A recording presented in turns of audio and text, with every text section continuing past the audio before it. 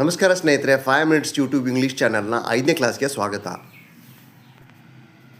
ಹಿಂದಿನ ಕ್ಲಾಸ್ಗಳಲ್ಲಿ ನಾವು I am, we are, you are, he is, she is ಮತ್ತು ಇವುಗಳ ಪ್ಲ್ಯೂರಲ್ ದೇ ಆರ್ ಬಗ್ಗೆ ತಿಳ್ಕೊಂಡ್ವಿ.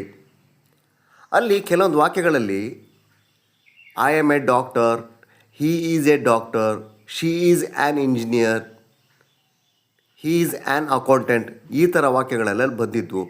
ಅದರಲ್ಲಿ ಹಾಗಿದ್ರೆ ಎ ಮತ್ತು ಆ್ಯನ್ ಏನು ಅನ್ನೋ ಪ್ರಶ್ನೆ ನಿಮಗೆ ಕಾಡಿರುತ್ತೆ. ಅದಕ್ಕೆ ಉತ್ತರವಾಗಿ ಇವತ್ತಿನ ಕ್ಲಾಸಲ್ಲಿ ನಾವು ಎ, ಆ್ಯನ್ ಮತ್ತು ದಗಳ ಬಗ್ಗೆ ತಿಳ್ಕೊಳ್ತೀವಿ. ಇವುಗಳಿಗೆ ಇಂಗ್ಲೀಷಲ್ಲಿ ಆರ್ಟಿಕಲ್ಸ್ ಅಂತ ಹೇಳ್ತಾರೆ. ಆರ್ಟಿಕಲ್ಸ್ ಅಂದರೆ ಉಪಪದಗಳು. ನಿಮಗೆ ಗೊತ್ತಿರುವಂತೆ ಇಂಗ್ಲೀಷಲ್ಲಿ ಟೋಟಲ್ 26 ಅಕ್ಷರಗಳಿವೆ. ಅದರಲ್ಲಿ 5 ಓವೆಲ್ಸ್ ಅಂದರೆ A, E, I, O, U. ಇನ್ನು ನಾವು ಯಾವುದಾದ್ರೂ ಒಂದು ವ್ಯಕ್ತಿ ಅಥವಾ ಒಂದು ವಸ್ತುವನ್ನು ಸೂಚಿಸಲಿಕ್ಕೆ ಎ ಅಥವಾ ಆ್ಯನನ್ನು ಬಳಸ್ತೀವಿ. ಹಾಗಿದ್ರೆ ಎ ಅನ್ನು ಎಲ್ಲಿ ಬಳಸಬೇಕು, ಆ್ಯನನ್ನು ಎಲ್ಲಿ ಬಳಸಬೇಕು ಅನ್ನೋ ಪ್ರಶ್ನೆ.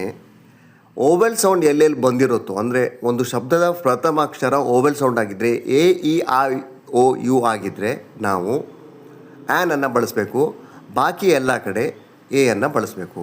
ಉದಾಹರಣೆಗೆ ಎ ಕಪ್ ಒಂದು ಕಪ್ಪು, ಎ ಮೇಲ್ ಒಂದು ಕಾಗದ, ಎ ಡಾಕ್ಟರ್ ಒಬ್ಬ ವೈದ್ಯ, ಎ ಟೀಚರ್ ಒಬ್ಬ ಶಿಕ್ಷಕ ಅಥವಾ ಒಬ್ಬ ಶಿಕ್ಷಕಿ, ಎ ಬುಕ್ ಒಂದು ಪುಸ್ತಕ, ಎ ಟ್ರೀ ಒಂದು ಮರ. ಹಾಗೆ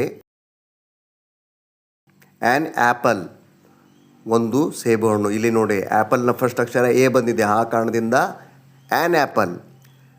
ಆ್ಯನ್ ಇಂಜಿನಿಯರ್ ಒಬ್ಬ ಇಂಜಿನಿಯರ್, ಅಲ್ಲಿ ಫಸ್ಟ್ ಅಕ್ಷರ ಇ ಬಂದಿದೆ, ಆ ಕಾರಣದಿಂದ ಆ್ಯನ್. ಆ್ಯನ್ ಎಗ್ ಒಂದು ಮೊಟ್ಟೆ, ಅಲ್ಲಿ ಫಸ್ಟ್ ಅಕ್ಷರ ಇ ಬಂದಿದೆ, ಆ ಕಾರಣದಿಂದ ಆ್ಯನ್. ಆ್ಯನ್ ಅಂಬ್ರೆಲಾ ಒಂದು ಕೊಡೆ, ಫಸ್ಟ್ ಅಕ್ಷರ ಏನು ಬಂದಿದೆ, ಯು.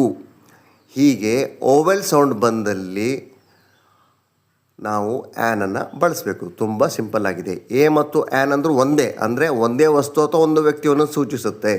ಡಿಫ್ರೆನ್ಸ್, ಓವೆಲ್ ಸೌಂಡ್ ಬಂದಿದ್ದರೆ ಆ್ಯನನ್ನು ಬಳಸ್ತೀವಿ, ಇಲ್ದಿದ್ದರೆ ಎ ಅನ್ನು ಬಳಸ್ತೀವಿ. ಇದು ತುಂಬ ಸಿಂಪಲ್. ದ ಬಗ್ಗೆ ನಾನು ನಿಮಗೆ ಮುಂದಿನ ಕ್ಲಾಸ್ಗಳಲ್ಲಿ ಹೇಳ್ಕೊಡ್ತೀನಿ.